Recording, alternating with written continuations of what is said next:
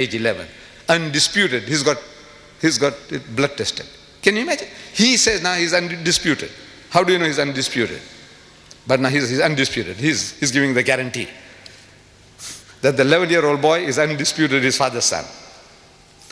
Asked by an interviewer to explain the breakup of the marriage, Mr. Dempster said, the problems dated back to the birth of Zara and cited long-standing allegations of an affair at that time between Annie and a dashing detective, Peter Cross, who was then her bodyguard. The newspaper says it's an old trick. Get the story published over here, means in America, first, and then you can write about it at home in England. He said, the Americans say, I'm not saying anything. The American newspaper said that Zara is the bastard child of Peter Cross. Can you do that? In the house of Islam, can you get away with that? By God. But this we want to protect, we want to help you, we want to teach you, but you can't teach, you can't help if you don't know the book yourself. We don't know our own book. We don't know the games that they're playing to be warned. Once you know, you can deal with the matter better.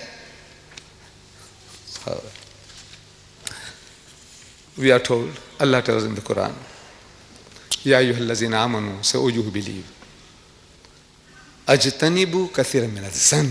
Say, avoid of much of suspicion as possible. Inna ba'da dhanni ithmun, because in most cases suspicion is a sin.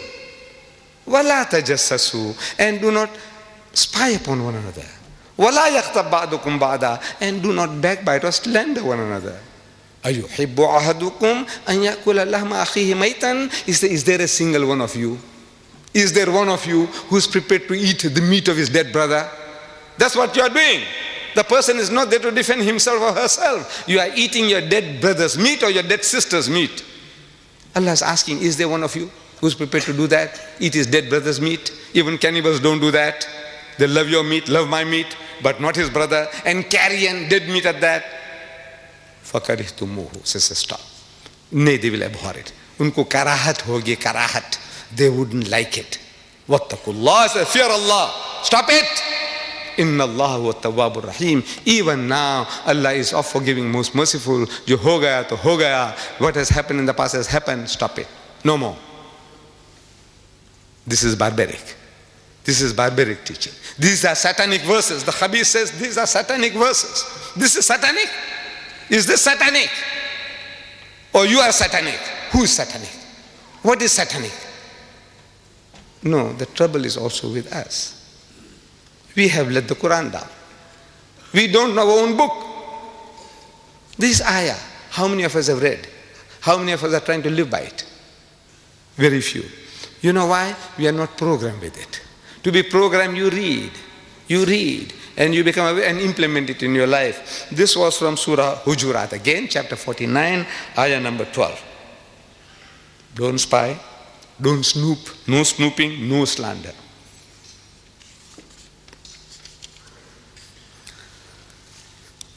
This guy, he spares nobody. He spares nobody. There's some type of sickness. I think there's a special word for it. A man who hates everybody, anybody, everybody. Even himself. If you read, he hates even himself. There's something sickness. He is a case for a psychiatrist. But he is an evil genius for writing. And there are conspirators at work. Conspirators, people are conspiring for this. They want this to be done. They want this guy to do. They gave him advance money beforehand. So come on, man, write this book. It's a grand idea that now you can slaughter the Muslims with filth. I said he spares nobody. Even my Hindu cousins. My ancestors were Hindus. I come from Bombay, India. My ancestors were Gujarati Hindus. I'm thanking Rajiv Gandhi. We all Muslims, we must thank Rajiv Gandhi for banning the book. But I'm telling him in my little booklet, I says, Rajiv, you have done yourself a great favor. I will not attribute motives to him. Oh, he wants to curry favor with the Muslim voters. No, don't do that. If a man has done a good deed, acknowledge it. Rajiv, I thank you for what you have done. Thank you very much.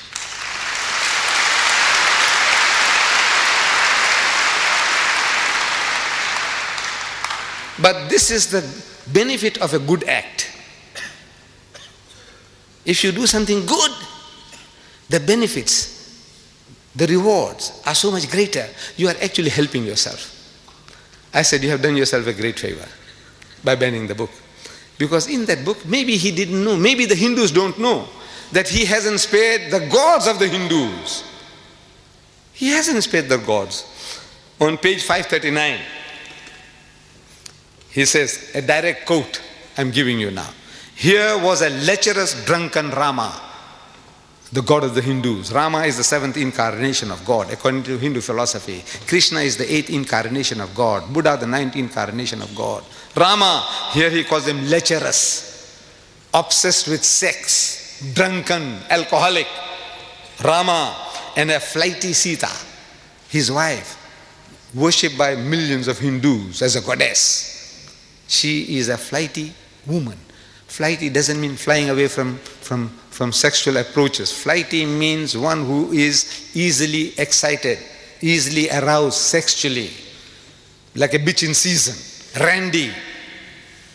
This is what he's saying, flighty. Go and look up your dictionary at home. Flighty. Flighty doesn't mean flying away, flying into illicit sex. And while Ravana, the demon king, was depicted as an upright and honest man. The devil is an upright and honest man. The gods of the Hindus, he is a lecherous debaucher and drunkard. And his wife is a whore, harlot. That's what he's implying.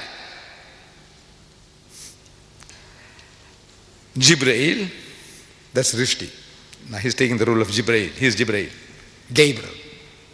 Jibreel is playing Ravana. He plays the part of the demon king, but as a saint. The saint he makes into a devil, and the devil he makes into a saint, and he takes the role of the devil becoming a saint. George explained in fascinated horror, looks like he's trying deliberately to set up a final confrontation with religious sectarians, knowing he can't win. Look, he's writing, Rushdie is writing this. A prophecy about himself, that look, he's doing this. He's trying to create a play within a play, a dream within a dream, so he can get away with this. I was only dreaming. You know, when he had sex with the queen, he was only dreaming. He didn't literally do it.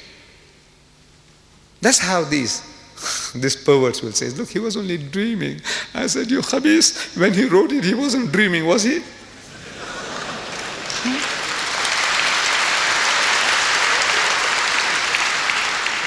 So it's a dream within a dream. So he said, look, it was a dream. This guy dreamed and that other one dreamed later other dreams.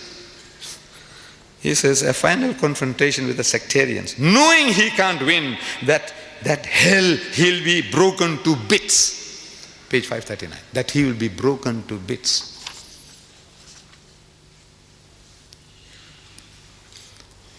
My dear brothers and sisters, the problems generated by this satanic Salman, Satanic Verses, in his notorious book, are too vast for any one person to handle. Please, let me conclude that if such are the priests, these are the priests, the prophets of these atheist and agnostic people, these are their gods.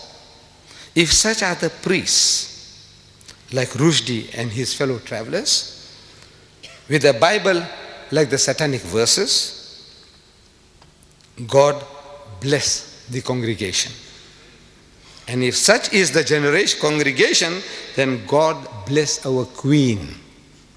God save the queen.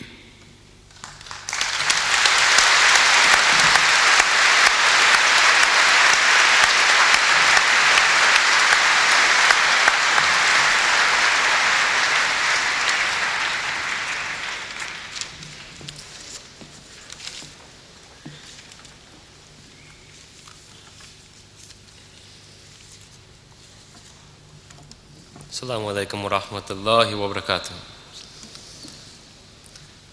We are most grateful to Sheikh Ahmed Deedat for presenting his views and analysis of the Satanic Verses. Jazakallah khair. It has been truly enlightening.